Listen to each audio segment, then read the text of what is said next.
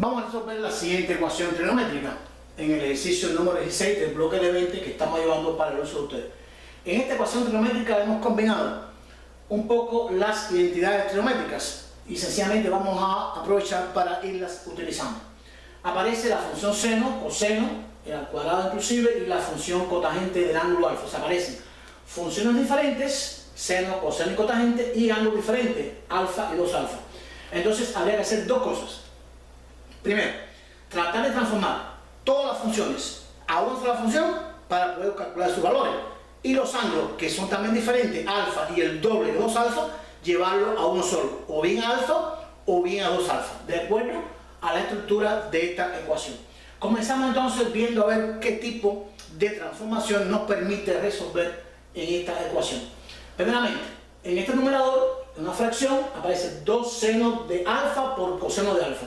Y entonces recuerdo, primeramente, que si yo tengo el seno, precisamente de 2 alfa, del ángulo duplo, el seno de 2 alfa no es más que 2 senos del ángulo alfa por el coseno del ángulo alfa. Por lo tanto, donde tenga o aparezca 2 senos de alfa por el coseno de alfa, lo puedo sustituir por el seno de 2 alfa. Toda esa expresión la podría sencillamente sustituir por el seno del ángulo duplo, 2 alfa, que es su identidad trigonométrica. Y en el denominador vamos a ver qué tipo de transformación podemos resolver. Tenemos coseno cuadrado de alfa menos seno cuadrado de alfa. Y recuerdo que el coseno del ángulo duplo de 2 alfa se puede escribir en 3 formas diferentes. Se puede escribir como coseno cuadrado de alfa menos seno cuadrado de alfa, como 2 coseno cuadrado de alfa menos 1, o 1 menos 2 seno cuadrado de alfa. Serían las 3 transformaciones que podemos usar para el coseno de 2 alfa. Y precisamente, si nos fijamos, el denominador es una de esas 3 formas: coseno cuadrado de alfa menos seno cuadrado de alfa. Por lo tanto, esa expresión que aparece en el denominador la puedo sustituir por el coseno de 2 alfa. Sustituyo por su identidad coseno de 2 alfa. Con esto, ¿qué hemos logrado? Transformar los ángulos, las funciones que tienen ángulo alfa, en funciones que aparecen con 2 alfa. Y entonces vamos a mantener aquí a la derecha la función cotangente de 2 alfa hasta tanto veamos qué podemos resolver aquí. Pero yo tengo una definición. Hay una definición trigonométrica de una función que me dice que la tangente de un ángulo no es más que la división del seno del ángulo sobre el coseno del ángulo.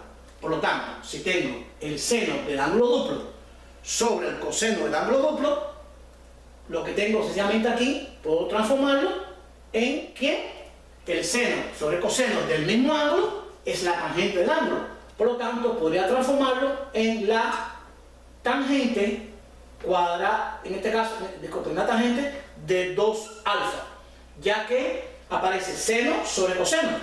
Y seno sobre coseno del mismo ángulo es la tangente del mismo ángulo. Tangente en este caso del ángulo que es 2 alfa. Igual, ya que aparece cotangente, me quedaría tangente y cotangente. Pero ¿qué podría hacer con esa cotangente? Me hace falta llevarle la ecuación todo a tangente o todo a cotangente para que me quede en la misma expresión. Y recuerdo que la cotangente de un ángulo no es más que el coseno del ángulo sobre el seno del ángulo. En otras palabras, no es más que 1 sobre la tangente del ángulo. Es decir, la cotangente es el recíproco de la función tangente. Y si tengo la cotangente de 2 alfa, pues que es igual al recíproco de la tangente de 2 alfa. 1 sobre tangente de 2 alfa. Esto me permite, en esta transformación, llevar la ecuación toda a tangente del mismo ángulo. O sea, a la misma función que es tangente y al mismo ángulo que es 2 alfa. Y ahora sería muy fácil resolver esto. Esta tangente que aparece dividiendo en el miembro izquierdo, la voy a pasar al miembro derecho multiplicando. Me quedaría tangente 2 alfa por tangente 2 alfa, me quedaría tangente cuadrada de 2 alfa igual a 1. ¿Y qué ha quedado entonces? Si la tangente cuadrada de 2 alfa igual a 1, entonces la tangente de 2 alfa sería más menos la raíz de 1, pasando el cuadrado como raíz cuadrada. Tangente de 2 alfa igual a más menos, la raíz de 1 es exacta y es 1. Me ha quedado esta igualdad. Tangente de 2 alfa igual a más menos 1. Y entonces lo que debo hacer es resolver este problema, donde la tangente es igual a más 1 o donde la tangente es igual a menos 1. Por lo tanto, esta ecuación, que tiene dos posibilidades, la voy a separar en dos ecuaciones. La primera va a ser tangente de 2 alfa puede ser igual a 1 positivo, o tangente de 2 alfa puede ser igual a menos 1. Y entro entonces a averiguar dónde la tangente vale 1. La tangente vale 1 precisamente en pi sobre 4, en el primer cuadrante, y en donde más es positiva la tangente. Esto creo que hace falta recordarse. Ya lo hemos hecho en videos anteriores, pero de otra forma lo voy a hacer en este para ayudarle un poco. Vamos a repetir, si no van a tener algún tipo de duda. La tangente es positiva. ¿Dónde la tangente es positiva? En el primero y en el tercero. Entonces, habría una solución en el primer cuadrante y una solución en el tercer cuadrante, donde la tangente es positiva.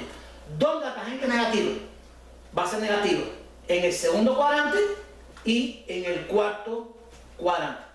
Que es, la tangente va a ser positiva en 2 cuadrantes y va a ser negativa en 2 cuadrantes. Y comienzo entonces a determinar los valores de alfa. Tendría aquí, donde 2 alfa, que es en este caso el ángulo, 2 alfa va a ser igual aquí al primer cuadrante, que sería aquí pi sobre 4. 2 alfa, si está en el tercero, ¿quién sería? Y recuerda, si el primer ángulo es pi sobre 4, en el tercero, entonces sería una unidad más que el denominador. Como es 4, sería 5 pi sobre 4. 2 alfa, para que sea negativo, tiene que estar en el segundo cuadrante. ¿Cuál es el ángulo del segundo cuadrante? Una unidad menos que el denominador, sería 3 pi sobre 4. Y en el cuarto cuadrante, 2 alfa va a ser igual, el mismo denominador. Y el numerador es el doble del denominador, que sería 8, menos 1, que sería 7. Este proceso lo he explicado en videos anteriores. Entonces, lo que me queda es despejar alfa en cada caso. Vamos a hacerlo directo. Alfa sería, el 2 pasa dividiendo siempre. Sería pi, pasa dividiendo, y 2 por 4, 8. Despejamos alfa aquí. El 2 pasa dividiendo. Me quedaría 5 pi sobre 8. Aquí me quedaría 3 pi sobre 8. Y aquí me quedaría 7 pi sobre 8. Y hemos obtenido las 4 soluciones para esta ecuación trigonométrica, donde lo hemos hecho con la función tangente. O sea, pi sobre 8, 5 pi sobre 8, 3 pi sobre 8 y 7 pi sobre 8. Pero también debemos hacer lo siguiente. En esta ecuación, como es una ecuación fraccionaria, la hemos transformado y hemos obtenido esta fracción que estaba aquí. Y el denominador precisamente es coseno de 2 alfa. Y entonces debo recordar lo siguiente. Vamos a hacerlo aquí, un momentico a la derecha. Vamos a recordar que si una fracción, para trabajarla, el denominador no puede ser 0. Es decir, yo debo considerar que este denominador, para que esta fracción no se me indefina, debe ser distinto de 0.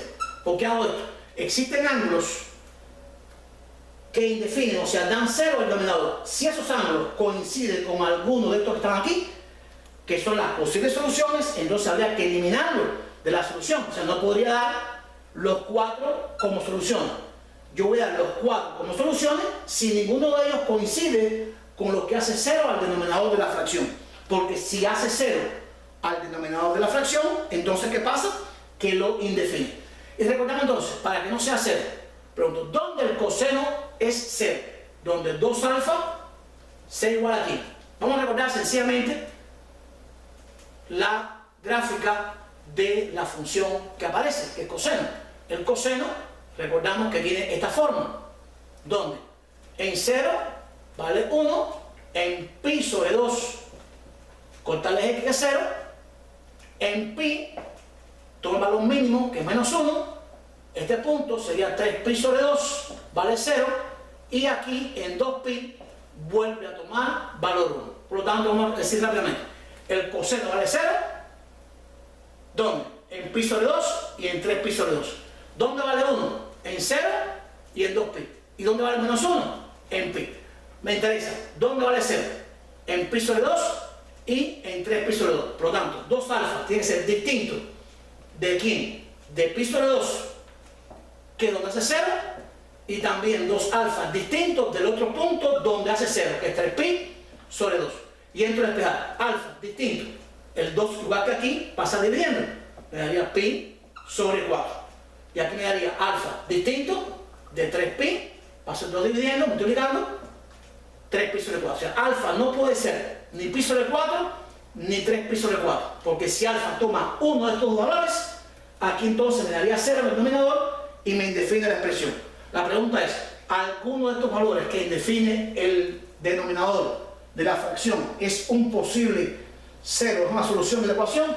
Ninguno coincide. Por lo tanto, hemos analizado que estos 4 valores son las soluciones de esta ecuación.